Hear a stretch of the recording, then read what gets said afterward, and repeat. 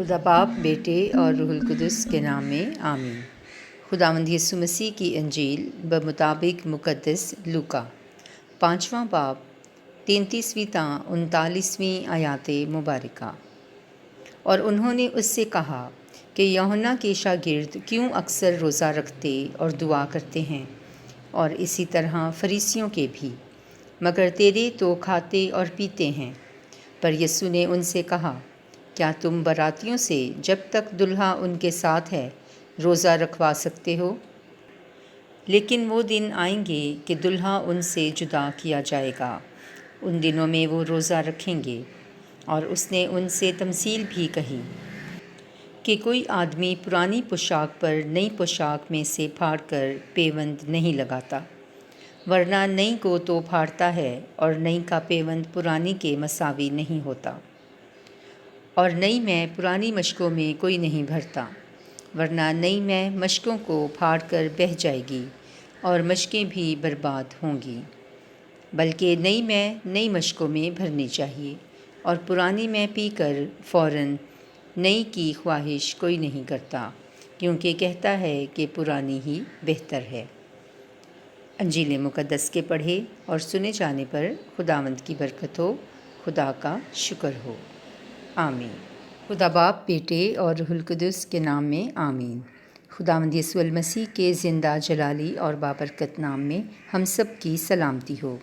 خداوند کا شفقت بھرا پرفضل ہاتھ ہمیشہ ہم سب پر، ہمارے عزیز و اقارب، ہمارے گھرانوں، ہم وطن ساتھیوں، کل عالمگیر کلیسیا اور ہمارے پیارے ملک پاکستان پر ہمیشہ بڑھا رہے، اور تمام آنے والے خطرات اور مصیبت سے بچائے رکھے۔ آمین۔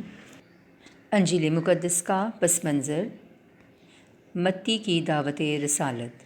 خداوند یسوع مسیح شاگردوں کو فقیہوں اور فریسیوں جیسی تعلیم سے خبردار کرتے ہوئے انہیں ایک نئی تعلیم اور حکم دیتے ہیں کہ وہ دن آئیں گے جب دلہا ان سے جدا کیا جائے گا، تب وہ روزہ رکھیں گے، یعنی گریہ وزاری کریں گے، اور خداوند آسمان پر سے ان کی سنے گا۔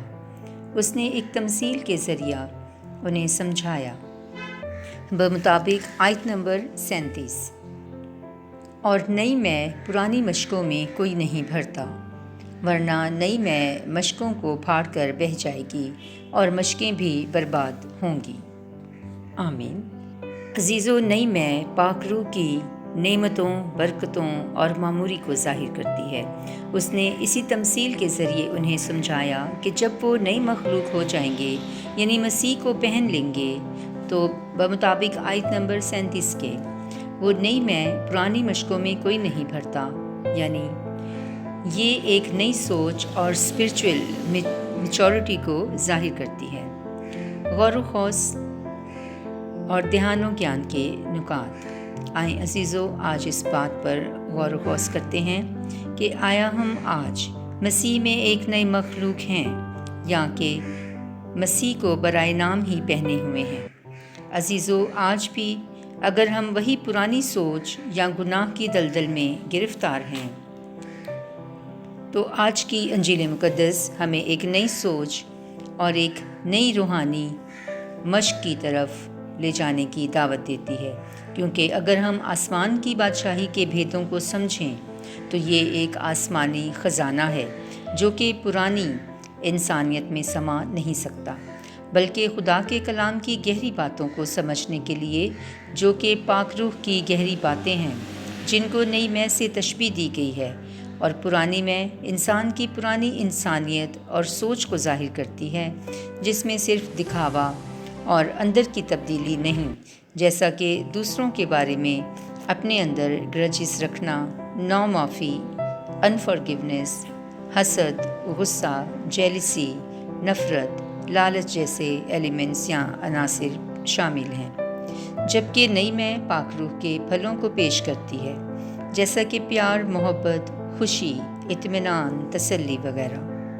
تو آئیں عزیزو، آج کلام پاک کی نئی اور تازہ میں سے مسرور ہوتے ہوئے نہ صرف خود نئی مخلوق بنیں، عصر نو اپنے آپ کو نئے اور تازہ دم کریں، بلکہ دوسروں کو بھی اپنی روحانی خوشی میں شریک کریں۔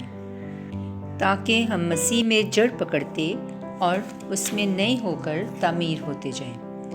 خداوند ہم سب کو پاک روح کی روحانی نعمتوں برکتوں سے مالا مال فرمائے، مسیح ہمارے خداوند کے وسیلہ سے، آمین۔